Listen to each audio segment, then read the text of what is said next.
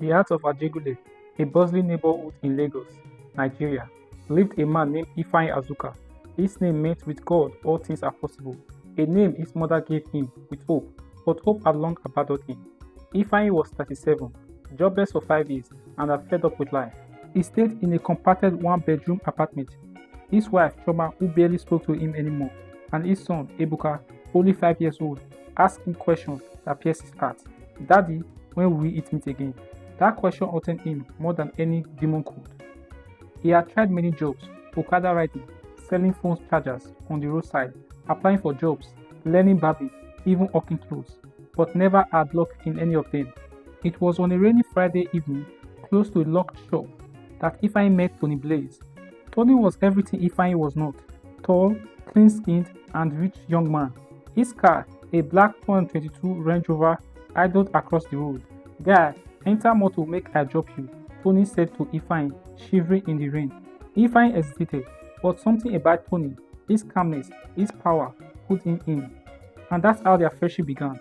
Over the next week, Tony took Ifeanyi places he never imagined: lounge in Lekki, restaurants where water cost 2,000 naira, guests who wore gold chains, and laughed like movie stars. "How you take make this money?" Ifeanyi asked one night after a bottle of anything. Tony lead him, his voice low. "You no go make am for this country with clay hand. If you want chop, you must sacrifice something." Ifeanyi laughed. "I no dey into yahoo or blood money o." Tony frowned his face. "You think say I dey do yahoo? My own get levels. I no keep person, I just gave what was required." That night, Ifeanyi couldn't sleep. His son was coughing beside him, covered in wrapper. His wife mumbled in her sleep. "God, are you even there?" he whispered into the darkness. 3 days later, Tony gave him a folded paper. "Call this number when you are truly ready. Don't call out of curiosity. Call when you reach that point when even your soul dey hungry." Ifeanyi kept the number in his wallet for days. Weeks later, Ebuka collapsed one morning on his way to school. The hospital said he had severe malaria, but they wouldn't treat him without a deposit. He begged the doctor, but he refused. He watched as nurses ignored him and his son in hospital bench. That evening, while sitting outside the hospital with tears drying on his cheeks, he brought out the paper and dialed the number. A deep voice answered. "Are you ready to give in order to receive?" Ifeanyi didn't even blink. "Yes, anything, I am ready." That night, he was told to meet at an eating place in Badagry. Tony picked him up. No words were spoken in the car, only the sound of the rain and Ifeanyi's heartbeat.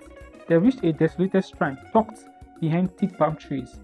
The night air was cold, and the scent of burnt herbs and blood filled the air. A masked figure, dressed in black with red markings, stood before him. "You must give what is most precious to you. If it is accepted, you will never lack again, but your soul shall bear the price." Ifeanyi, shaking, responded, "I accept."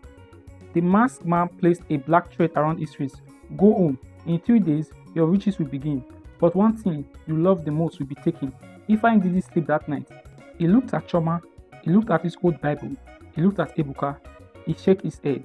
It can't be him. God would let him be him. The next morning was eerily calm. Ifeanyi woke up before dawn. The black thread the masked figure tied around his wrist still clung to his skin like something alive, itching. He stared at Ebuka, sleeping on the mat, his little chest rising and falling gently.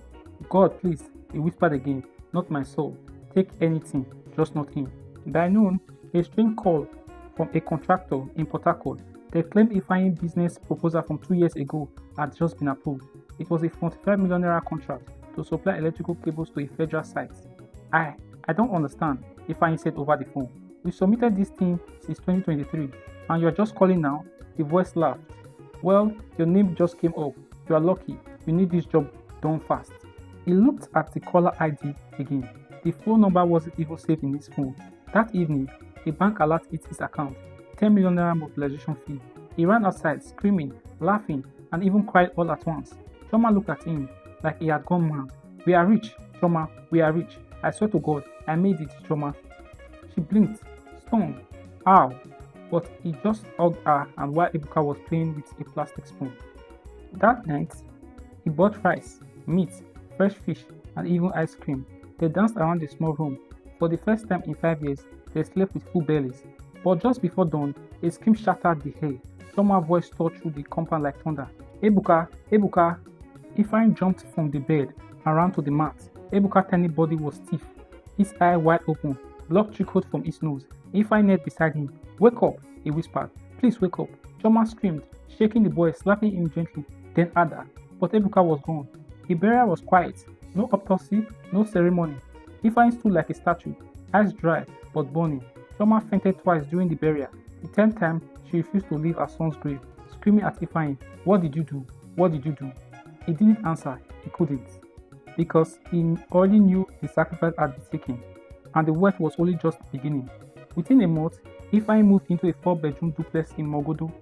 He bought a Toyota Prado for himself and a Lexus RS for Chioma, who now barely looked at him in the eyes. Money flowed in like water, contracts he never applied for, investors he never contacted, and people offering him partnership. His name was on everyone's lips, Ifeanyi the miracle man. But at night, he didn't sleep. He would hear tiny footsteps running across the tile floor. He would hear a child coughing, Ebuka's exact cough. One night, while brushing his teeth, he looked up at the mirror, and Ebuka was standing behind him, bleeding from his eyes, and broke the mirror. Chioma ran in, saw the blood, and called the doctor. They said he was suffering from stress-induced hallucination, but he knew the truth. His son was hurting him.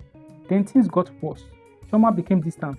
Then one morning, she vanished. Her phone was off, her clothes gone. All that was left was a note on his bed. "I hope the demons you made peace with keep you company. You will never see me again." Now alone, Ifeanyi sat on the balcony of his mansion, drinking daily, hallucinating constantly, haunted endlessly. The money still came, but he couldn't spend it. He no longer trusted people. He no longer trusted news. He barely trusted his own mind. Ifeanyi sat alone in his living room, surrounded by luxury, but consumed by silence. The marble floor, the golden framed portraits, and the consumed furniture no longer impressed him. The house felt terrifying. Every night was a new horror. Sometimes he saw tiny bloody footprints on the tiles. One night, his television turned on by itself, showing Ebuka's funeral, replaced in slow motion. He smashed the screen with a bottle. Every attempt to burn the black thread around his wrist failed. He poured acid on it, tried to cut it off with a knife, and even set its wrist on fire, but the thread remained untouched, like part of his skin. He went to Benin City to consult a powerful native doctor. The man welcomed him but refused to help once he saw the thread. "You passed through the forbidden path," the old man said. "What you did cannot be undone. Your bloodline is cursed now." "Then tell me how to die," Ifeanyi shouted. The native doctor smiled gently. "Death will not come easy for you." He stopped going out. His phone rang endlessly with business calls and invitations, but he no longer cared. He locked himself in the house and sat in front of the last photo of Ebuka. One evening, he stood on his balcony on the night floor, staring at the busy Lagos streets below. Cars horned, people shouted, and the world moved on. Uncaring, his fingers gripped the railing tightly. "I killed my son," he said to himself. "And for what? For money I can't even spend in peace." He climbed the railing. A voice said to him to jump, but just before he could leap, he heard Ebuka's laughter. He turned his head.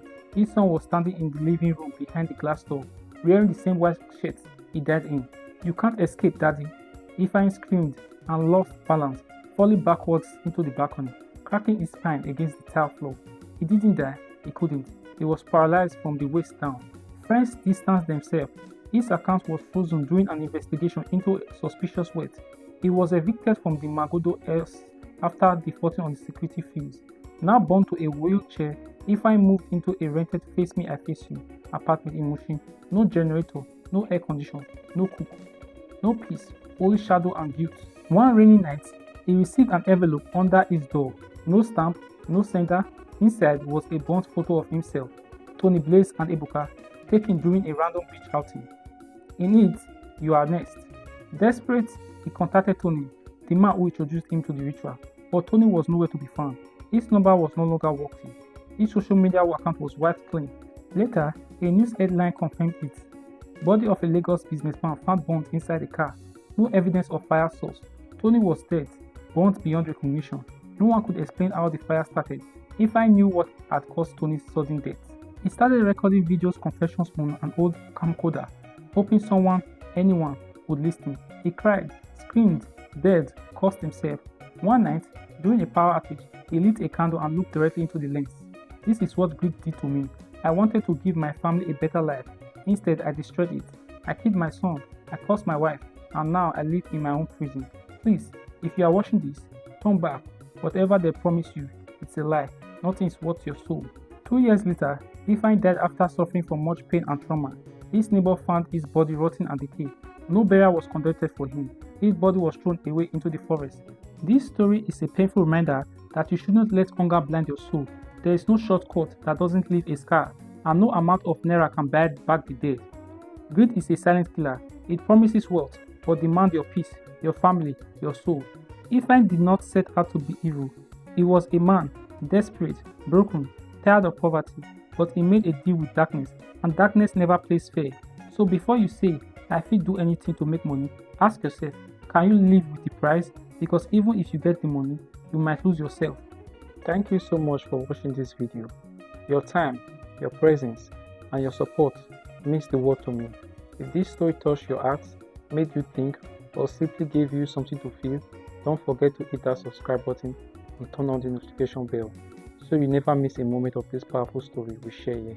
This channel is a place of emotion, of love, of deep reflection, where African tales come alive with heart and soul.